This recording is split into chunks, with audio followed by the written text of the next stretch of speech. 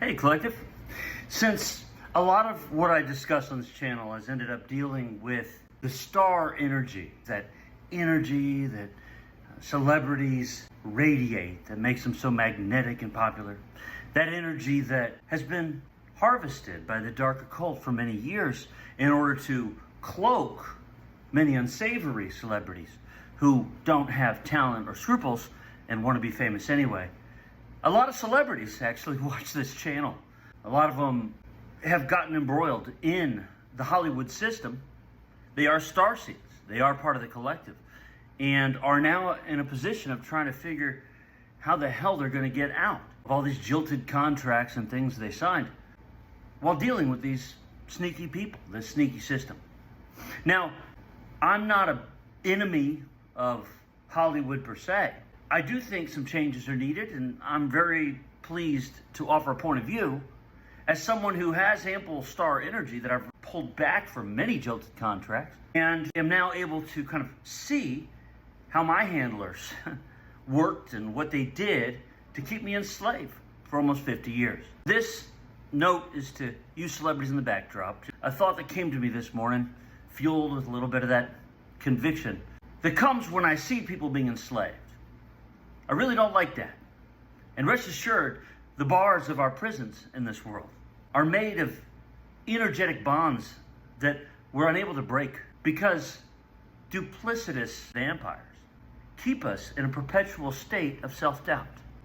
Now, if you are a celebrity and you're in the system, what's the number one sign that your handlers, however friendly they are, however much they seem to love you, what's the number one sign that they're actually secret Satanists, hell-bent on enslaving you, who would be excited to see you drain of all your energy and take everything that's yours while smiling to your face?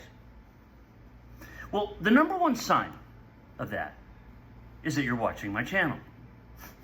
The number two sign is that your handler is a highly respected authority in Hollywood. And yet, there's that dark side that pops up now and then, which is actually the real them. They are very charming. They have a way of calming you down. They foster a sense of dependency. They do everything they can to get you to confide in them. And they use the information that you give them on those moments when you come off stage, come off the set after a large tour or whatever, and you're going to a different town every night, you're working with strangers. They become, and they've made it their mission to become, your one true person that you can go to get advice, kind of like family.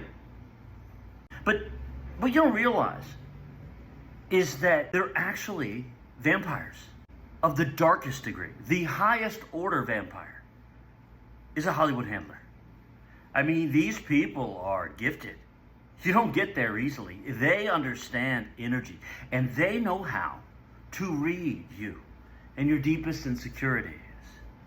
And they proactively plant seeds to make sure that you never develop the kind of conviction that would allow you to make a choice unilaterally without concern for the consequences for them, and, as it shows up to you, for your career. The surest way to know that your handler is a super savvy secret Satanist hell-bent on stealing your soul is that they're a respected Hollywood authority. And they expect you to just assume that means emotionally.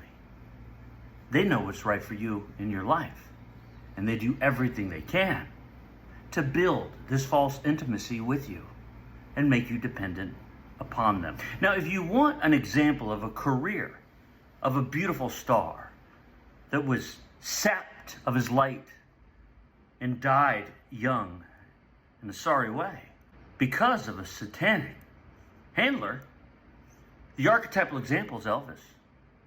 Watch that recent movie. I think it was Baz Luhrmann. It's a very artsy movie, but man, does it capture that dynamic. You see, anybody with starlight is going to have sycophants and handlers, but those with the greatest light are going to have Hollywood agents. What I'm saying may seem cynical and dour, because what are you going to do? You work in Hollywood, this is what you do. What, are you not going to do this? You're going to be around them. You have to. Yeah, I'm not saying don't deal with them. I'm saying recognize that they want you dead. They don't care about you at all. There may be a couple exceptions. But the best way to know this is to look at your romantic life. See how that's going. Are you truly in love in the way that you aspired to be? Or has it been a string of disappointments? Have you ever found yourself seeing someone and it's a love at first sight type of thing, like you recognize your soul and you have conviction, right? Well, if that ever happens, watch how your handler deals with the situation. They will do everything in their power to make sure that you never have love in your life. Because love, true love, would completely free you of any dependency upon them and allow you to shine a light to see their true motives and intentions. And then, even if you continue to work with them, you'd never again be warped in your perception to think that you're actually on the same team. You see? So if you are a star, celebrity, someone working in that industry, someone with ample starlight, even if you're not working in entertainment, and you've found your romantic life to be a series of disappointments, karmic lessons, hopeful at first and then they go sour.